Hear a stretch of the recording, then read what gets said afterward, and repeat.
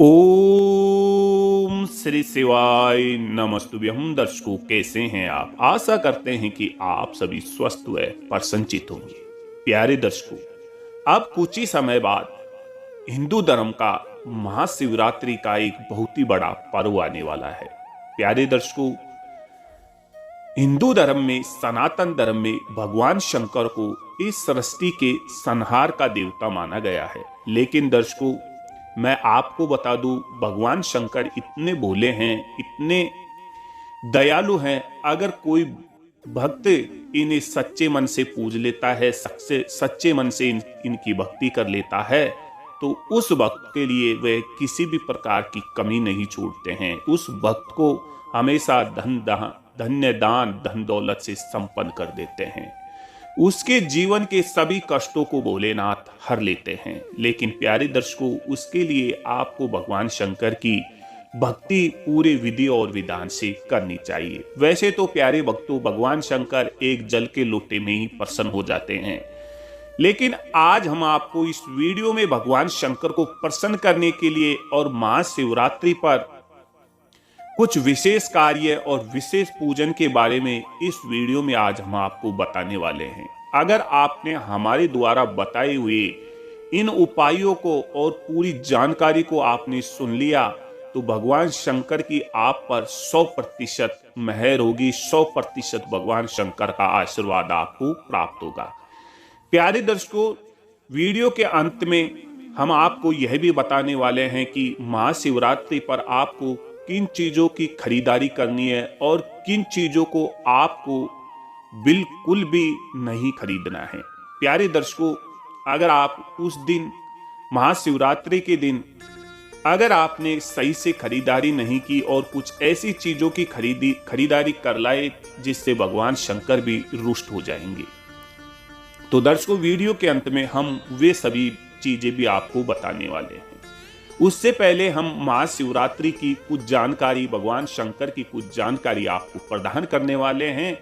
इस वीडियो को पूरे ध्यान से और पूरे मन लगाकर आपको सुनना है। प्यारे दर्शकों, आगे बढ़ने से पहले जो दर्शक अभी अभी हमसे इस चैनल पर नए जुड़े हैं, चैनल को सब्सक्राइब कर ले, साथ ही साथ बेल आइकन को जरूर ऑन कर लेना है, क्योंकि दर्शकों, कभी कभी हमारे द्वारा ऐसे महत्वपूर्ण जानकारियों का वीडियो डाल दिया जाता है, लेकिन समय रहते आपको उसका नोटिफिकेशन प्राप्त नहीं हो पाता है और आप उस जानकारी को सुनना भूल जाते हैं। उस जानकारी का, उस उपाय का फायदा उठाना आपके लिए रह जाता है।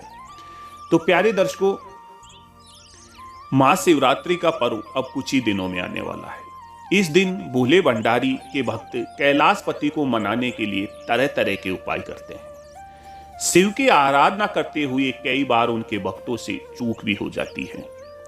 प्यारे दर्शकों, इस दिन कौन से काम आपको करने चाहिए और कौन से काम आपको नहीं करने चाहिए, आज हम वो सब आपको इस वीडियो में बताने वाले हैं।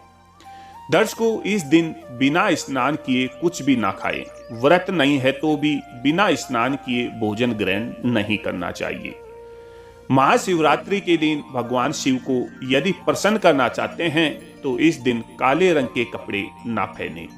इस दिन काले रंग के कपड़े पहनना अशुभ माना गया है। तो प्यारे दर्शकों, महाशिवरात्रि के दिन आपको काले वस्त्र नहीं पहनना है, उसके जगह आपको भगवा रंग के वस्त्र ही आपको पहनने हैं।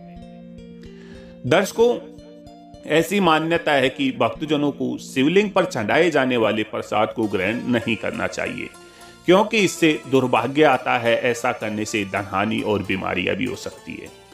प्यारे दर्शकों, भगवान शंकर भूतों के देवता है, गणों के देवता है। प्यारे दर्शकों, भूत और गण भगवान शंकर के शरीर से चिपटे रहते हैं, भगवान शंकर के अंग अंग में रहते हैं। इस दिन इस प्रसाद को, भगवान शंकर के शिवलिंग पर छंडाए हुए प्रसाद को मनुष्य को नहीं खाना चाहिए, उसे ब्राह्मणों को ही खिलाना चाहिए। प्यारे दर्शकों, कहते हैं कि वेदों का ज्ञान ब्राह्मणों के पास है और ब्राह्मण ही भगवान शंकर के प्रसाद को ग्रहण कर सकते हैं। आम मनुष्य को इस प्रसाद को ग्रहण नहीं करना चाहिए। दर्शकों, शिवलिंग पर कभी भी तुलसी की पत्ती नहीं चढ़ाई। शिवलिंग पर दूध चढ़ाने से पहले यह ध्यान रखें कि यह दूध पैकेट का तो दूध नहीं है। पैकेट का दूध इस्तेमाल कभी नहीं करना चाहिए। शिवलिंग पर हमेशा ठंडा दूध ही चढ़ाए। अभिषेक हमेशा ऐसे पात्र से करना चाहिए जो सोना, चांदी या फिर कांसे का बना हो। अभिषेक के लिए कभी भी स्टील के बर्तनों का प्रयोग नहीं करना चाहिए।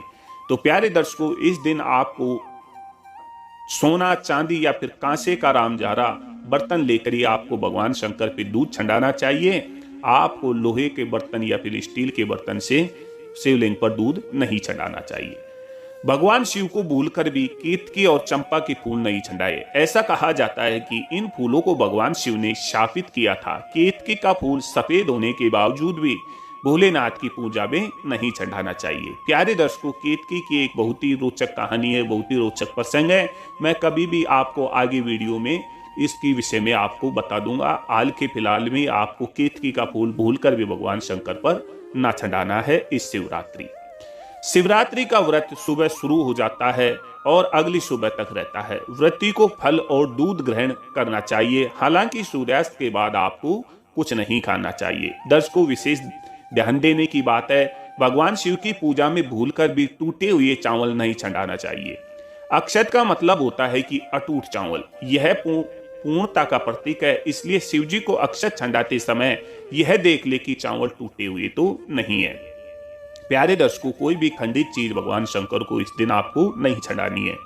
शिवलिंग पर सबसे पहले पंचामृत चढ़ाना चाहिए। पंचामृत यानी कि दूध, गंगा जल, केसर, शहद और जल से बना हुआ मिश्रण। जो लोग 4 प्रहर की पूजा करते हैं उन्हें पहले प्रहर का अभिषेक जल, दूसरे प्रहर का अभिषेक दही और तीसरे प्रहर का अभिषेक घी और चौथे प्रहर का अभिषेक शहद से करना चाहिए।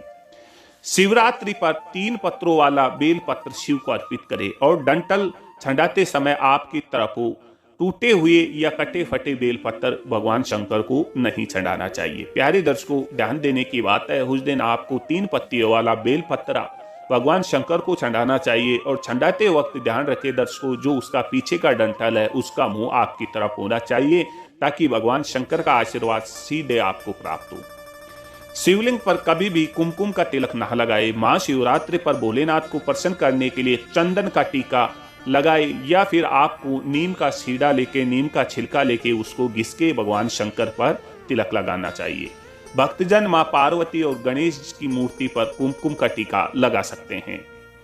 तो प्यारे दर्शकों, ये थी भगवान शंकर के महाशिवरात्रि के पूजन की और भगवान शिवरात्रि के कुछ रोचक जानकारी या कुछ रोचक बातें।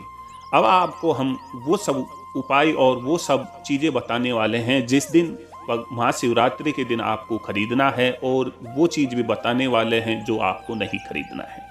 प्यारे दर्शकों, इस दिन आपको भूलकर भी स्टील का कोई भी पात्र नहीं खरीदना है। प्यारे दर्शकों, स्टील का पात्र हमेशा केतु का कार्य करता है। अगर आपके घर में स्टील का बर्तन आता है तो उसके साथ ही इस दिन आपके घर में केतु भी प्रवेश कर जाएगा और केतु हमारा दुर्भाग्य होता है। दर्शकों, साथ ही साथ आपको लोहे की भी कोई भी वस्तु नहीं खरीदनी है। लोहे की वस्तु में हमेशा शनि साथ रहता है और इस दिन शनि अगर हमारे घर में आ जाता है तो हमारे घर में नुकसान होता है, बर्बादी होती है। इस दिन आपको लोहे की भी कोई भी वस्तु नहीं खरीदनी है। लोहे की वस्तु के साथ आपको इस दिन भूलकर भी तेल की बोतल या तेल का पीपा बिल्कुल भी नहीं खरीदना है, क्योंकि इससे शनि दोष हमारे घर में साथ में चलाता है। प्यारे दर्शकों, इसके साथ साथ ही आपको किसी भी प्रकार का लोहे का रामजारा नहीं खरीदना है। इसके जगह आपको तांबे का या फिर पीतल का ही रामजारा खरीदना है। दर्शकों, इस दिन आपको झाड़ू जरूर खरीद लेनी है। दर्शकों, झाड़ू माता सरस्वती की पहचान होती है। जहां पर झाड़ू रहती है, साफ सफाई रहती है, वहां पर माता सरस्वती स्वयं विद्वान रहती है।